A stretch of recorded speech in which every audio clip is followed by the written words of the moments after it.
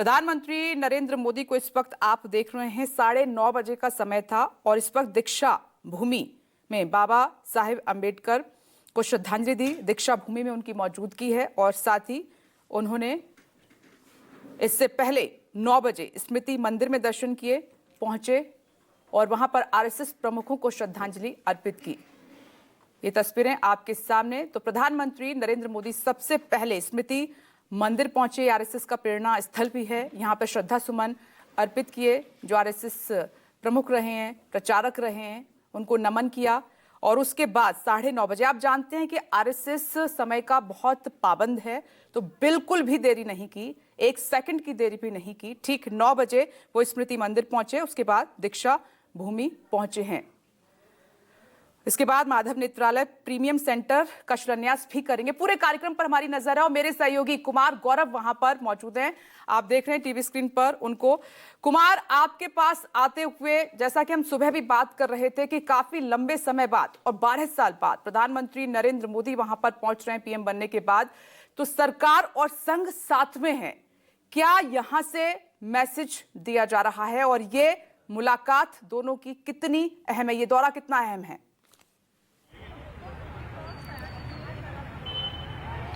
देखिए, जो आपने सवाल किया वही प्रयास है। प्रधानमंत्री चाहते हैं कि आज जब वो यहाँ से वापस निकले और छत्तीसगढ़ की ओर रवाना हो, तो कम से कम जो मीडिया में, देश में या बीजेपी और आरएसएस के कैडर्स में जो एक मैसेज 2024 लोकसभा चुनाव के समय वर्तमान में जो राष्ट्रीय अध्यक्ष है जेपी नड्डा के द्वारा आया कि अब हमें संघ की उतनी जरूरत नहीं है। हालांकि उस पर कई बार क्लैरिफिकेशन दिया गया, लेकिन जो बात कार्यकर्ताओं के मन में घर कर गई वो घर कर गई और जाहिर तौर पर उसी डेंट को हटाने के लिए आज प्रधानमंत्री नरेंद्र मोदी का जो ये नागपुर दौरा है, उसी की दिशा में एक प्रयास के तौर पे आप देख सकते हैं। सुबह सुबह वो उतरे 9 बजे इस स्मृति स्थल जो है, जो मंदिर है स्मृति मंदिर, वहां पे गए। वो हेडगेवार और गुरु गोलवलकर को श्रद्धांजलि अर्पित की। वहां लिखा कि राष्ट्र सेवा की प्रेरणा मुझे संघ से मिला, वहां जो विजिटर्स बुक था उसमें लिखे। फिर उसके बाद वो दीक्षा स्थल गए जहां 1956 में बौद्ध धर्म को स्वीकार की दीक्षा ली थी बाबा साहब भीमराव अम्बेडकर ने। उसके बाद अभी मैं जहां हूं, माधव नेत्रालय, जो कि गुरु गोलवलकर की याद में ही बनाया गया था 2014 में।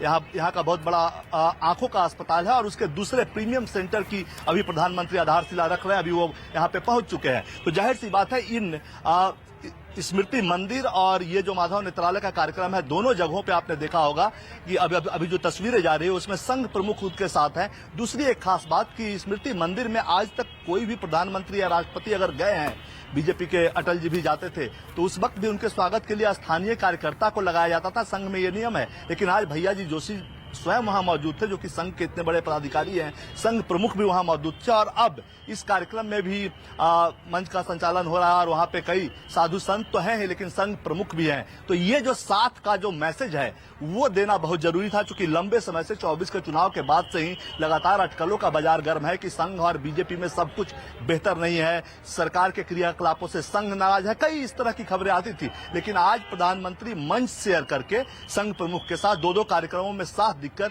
ये दिखाने का प्रयास करेंगे ताकि कार्यकर्ताओं में भी मैसेज जाए, बीजेपी के कार्यकर्ता हो, आरएसएस के कैडरों में मैसेज जाए कि ऑल इज वेल, परिवार में सब कुछ ठीक है। यही वो करने के लिए नागपुर में पहुंचे हैं और वो उसी का एक तरह से आखिरी कार्यक्रम है ये। इसके बाद फिर एक डिफेंस के कार्यक्रम में जो प्राइवेट सेक्टर का है उसमें जाएंगे और फिर छत्तीसगढ़ के लिए रवाना हो जाएंगे। जहां तक संघ प्रमुख से रिश्तों का सवाल है, आपने देखा किस तरह से बेहतर तालमेल जब स्मृति मंदिर में श्रद्धांजलि दे रहे थे दोनों ने जब संघ के संस्थापकों को श्रद्धांजलि दी, उस समय देखने को मिला गुफ्तगू भी होती हुई दिखी। और उसके बाद सामने जो विजिटर्स बुक में प्रधानमंत्री ने लिखा कि यहाँ से मुझे राष्ट्र सेवा की प्रेरणा मिलती है। तो जाहिर सी बात है, एक साथ दिखाने का भी प्रयास हो रहा है कि आप गार्जियन है। और प्रधानमंत्री ने, आपने देखा होगा पिछले 2-3 मौकों पे कई इंटरव्यूज में और उसके बाद कई मंच से भी उन्होंने कहा है कि संघ के संस्कार से उन्हें देशभक्ति की प्रेरणा मिली है और उसी वजह से वो देश की तरक्की के लिए लगातार काम कर रहे हैं। तो कुल मिलाकर संघ की तारीफ वो पिछले कुछ दिनों से कर रहे हैं। शायद